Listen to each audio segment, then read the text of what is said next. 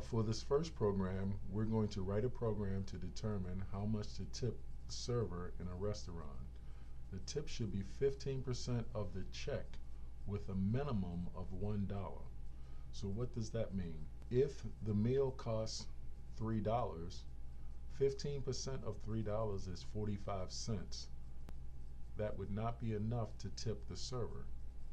So we would have to then adjust the tip and make it $1. On the other hand, if the meal costs $10, then 15% of $10 is $1.50. This is more than $1, so we'll just leave the tip as it is. So in order to do this, we need to use an if statement. If the tip is not enough, then we will adjust it and make it $1. So the first thing we're going to do is start off by creating a constant called tip rate. The tip rate is 15%. The next thing we will do is declare two variables, one to hold the meal cost and one to hold the actual tip amount.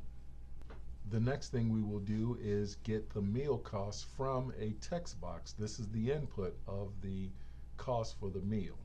Then we'll calculate the tip using the tip rate times the meal cost. This will give us the tip. Again, in the case of $3, the tip would then be 45 cents. In the case of $10, the tip would be $1.50. So I need to look at the tip amount and determine whether or not it needs to be adjusted. I do that by using an if statement. If the tip amount is less than $1, then I'm simply going to change the tip to equal $1. And I have an end if. There is no false part to this. If the tip is more than $1, I want to leave the tip as it is. So in this case, if the tip was 45 cents, I readjust it by assigning $1 to the tip. If the tip is $1.50, I don't do anything to it. I just leave it as $1.50. Finally, I print out the tip amount. Tip is equal to. In this example, we're going to write a program that asks the user to enter in a number and then allow the user to guess the square of that number. Your program will display bingo if the guess is correct, or sorry if the guess is not correct. So there will be two inputs for this program. One is the number entered in, and then the other is the guess of the square of that number. We're going to compare these numbers and see if the guess was right. If the guess is wrong, the output would be sorry. In this case, we have 8 as the entered number and 74 as the guess of the square of 8. This would yield sorry. In the next case, we have 7 as the number and 49 as the guess of that number. In this case, the program will output bingo. So we need two variables. So the first thing we're going to do is declare a variable called num and a variable called guess to hold each respective data.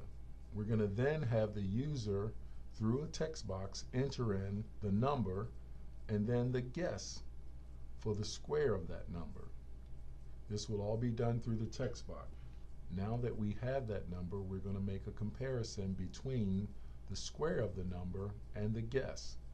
If the square of the number is equal to the guess, then we're going to output bingo.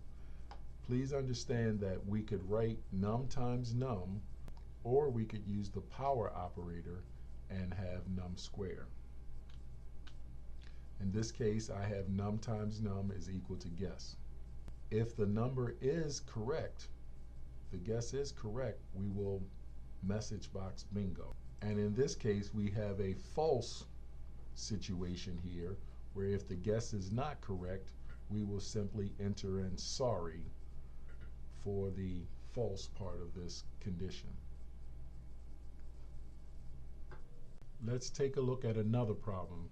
In this problem, we will write code to get the number of balloons and the number of party hats that a person orders and displays the total charge. Balloons cost 10 cents each for the first 10 balloons and 8 cents each for balloons over 10. The party hats cost $1.20 for each party hat. What that means is for the balloons, if I buy 8 balloons, I will pay 80 cents. If I buy 9 balloons, 90 cents. If I buy 10 balloons, it will be $1. But then there's a threshold. After 10 balloons, I only pay 8 cents for each balloon over that. So if I buy 11 balloons, I will be paying $1.08. $1 for the first 10 and 8 cents for the additional one. For 12 balloons, I would pay $1.16. Again, 10 cents for the first 10 and then 8 cents for the 2 additional. Notice that when I buy 13 balloons, I'm paying a flat fee, and then for the 3 balloons over the 10, I'm paying 8 cents on each one of those balloons. So let's look at the code. So for the code this time, we're going to bypass the declaration of variables and just start from the input. The input, I'm going to input the number of balloons and the number of hats. I now say if the number of balloons is less than or equal to 10, then I'm going to be doing this first case up here where it's just 10 times the number of balloons. So my equation looks fairly simple. The total is equal to the number of balloons times 10 cents and the number of hats times $1.20. Add those two up to get the total.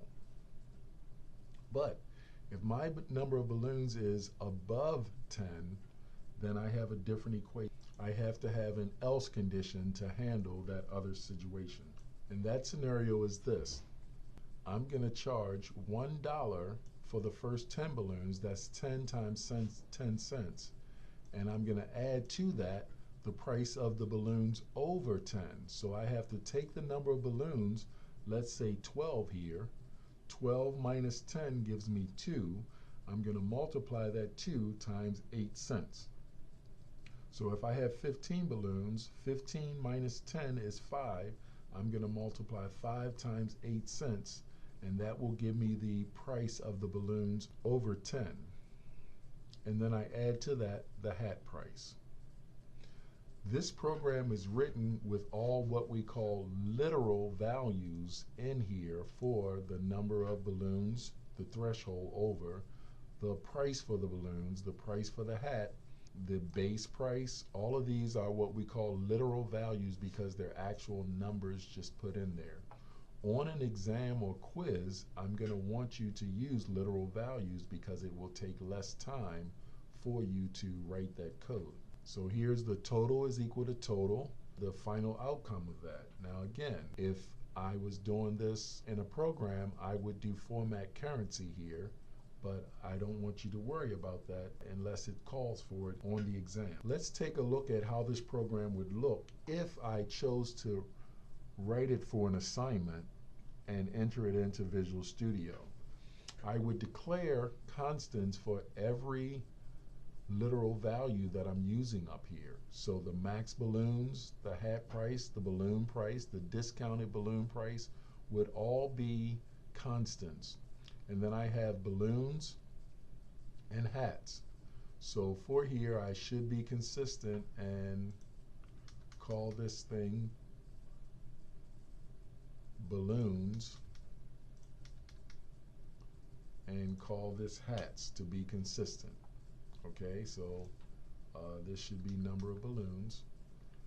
So again, it's nice again to develop these programs by writing down a list of your input variables, your output variables, your constants, and then going from that, and you will then maintain some consistency with your code. So after I enter in the balloons and the hats, I have a threshold now here that says if balloons is less than that threshold is 10, so I can decide I'm going to give a discount after the first 20 balloons. I simply change this to 20, and now my program adjusts for everything. So the benefit of using constants versus literals in here is that I can adjust my program fairly easily without having to change a bunch of values here. So if you look here, I have balloons times the balloon price, hat times the hat price. And then the alternative is if I go over that threshold, then I have here multiply the threshold number times the balloon price, so that's 10 times 10 cents. That's going to give me that 1 that I had here. And then I say take the balloons and minus the threshold. Again, if the balloons is 12, 12 minus the 10 will give me 2, and then multiply times the discount price. Again, I could change the hat price, the balloon price, the discount price here, and it would change everywhere here. So the balloon price here, the balloon price here, I would not have to change them individually if I had constants. And again, here's the total.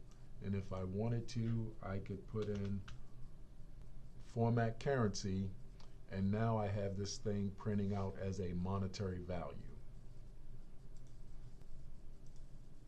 In this next case, we're going to write an if statement to display the appropriate message given the temperature as input.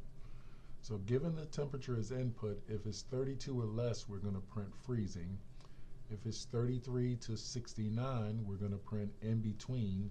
70 to 84, just right, and over 80, it's hot. So in this program, we have a variable called temp that's an integer that's going to accept the temperature, a variable called message that's going to store the message. And in this case, we input the temperature from the text box, and we have a multiple alternative if. So we say if the temperature is less than or equal to 30, then the message will be freezing. If this condition is true, we get out of this entire structure and go to the end. But if it is not less than or equal to 32, we have eliminated all possibilities below 32.